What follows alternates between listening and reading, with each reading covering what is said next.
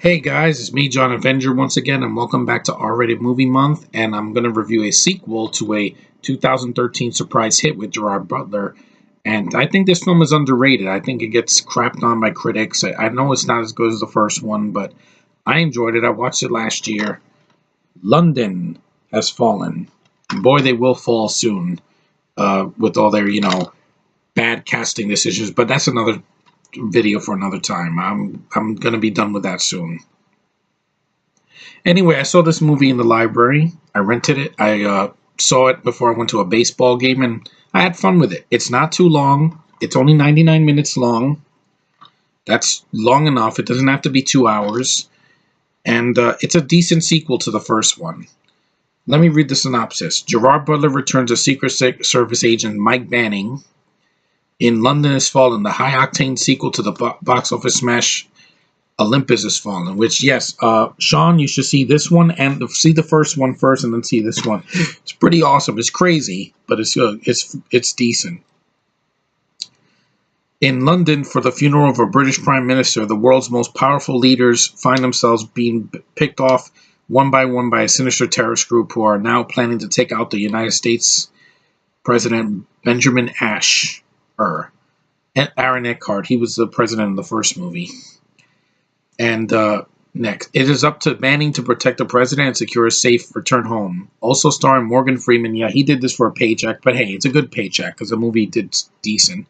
And Angela Bassett, beautiful woman in the movie. She's always been a good actress. I like Angela Bassett. In this, London Has Fallen is an action-packed thrill, a minute experience. Yeah.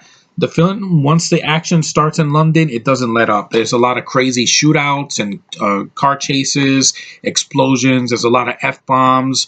And Gerard Butler, there's a scene where the guy says, fuck you. And he says, fuck me? No, fuck you. And he knocks the guy off.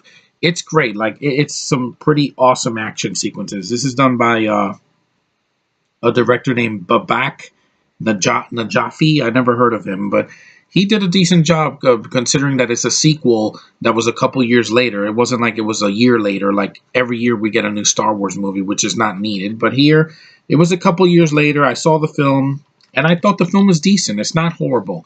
Melissa Leo comes back, and you have a new villain, Alan Mani Abubul. I never heard of him. Some Arabic actor.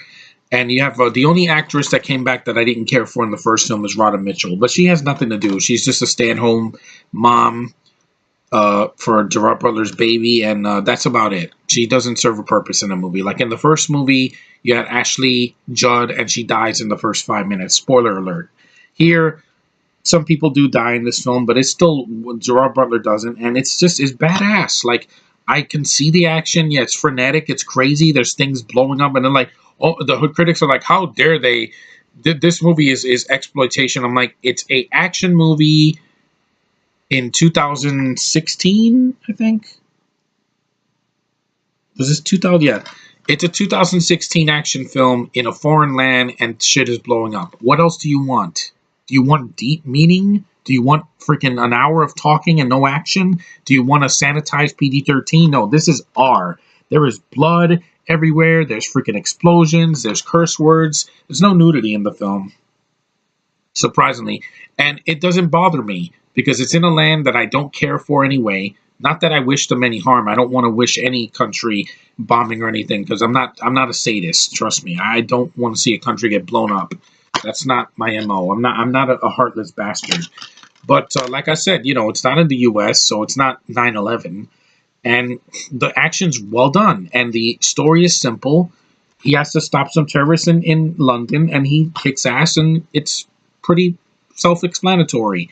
And the film looks great. I think the director of this did a good job. I mean, he had to... who did the first one? I think it was Antoine Fuqua did the first one. Yeah, and the film is fast-paced. It doesn't take forever for the action to come. You have other actors in the movie. You got Sean O'Brien and Jackie Earle Haley, but he's barely in the film. And Robert Forster. He's a good actor from the 80s that I really liked. I think he was an alligator. And yeah, He's a good actor and he's in the film and he serves up his purpose. And the film knows what it is. It's not winning awards. This is not going to be freaking King's Speech or whatever, Harry Potter or whatever, any other British franchise. And I'm sorry that this doesn't have the god-awful cast from Rogue One or The Force Awakens. Sue me. It has an actor from the UK, but I like him because he's so manly, and he's from the movie 300, which I do want to review one day and see, because that's a Zack Snyder movie that gets a lot of praise for the manly masculinity of it, and that's the kind of movies I want to see. Badassery, not people talking, or a woman is a freaking lead, which is not needed. In Wonder Woman, it was a nice surprise. It's a superhero movie with a woman lead. That's nice. But when you have these bullshit like Atomic Blonde and Mad Max Fury Road where they have to make the woman the lead, no. No, you missed the whole point of the franchise, sir. Director, what was his name? I forgot. George Miller. Yeah, he missed the whole point of why the original worked, because it had a strong male lead that we cared about in Mel Gibson. But since Mel Gibson's in the shitter now, they had to put a woman in his place. Not for me. Sorry. And these Disney wars, it's not. This is BS. It's SJW propaganda that I don't like. That's propaganda I can't stand. Having a city blow up, hey, if it's not New York City and it's not the Twin Towers blowing up, I can take it. I can take it with a grain of salt. But, you know, this movie's fun.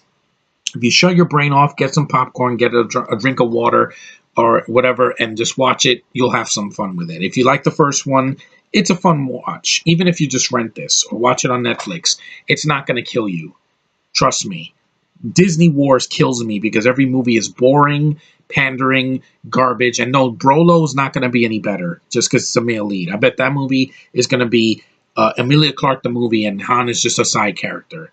No, fuck that. I'd rather watch this. At least I get R-rated blood and action and swearing, and I don't get any sanitized PG-13 shaky cam where I can't see what's going on. This is way better than Taken 2. I'll take this over Taken 2 or Taken 3 in my face. But anyway, it's a fun movie. Watch this and shut your brain off and just enjoy it, a wild ride. Screw the critics. They want to crap on everything nowadays. But anyway, thanks for watching, guys. Take care. I'm hungry. I need to have some dinner because I haven't eaten all day.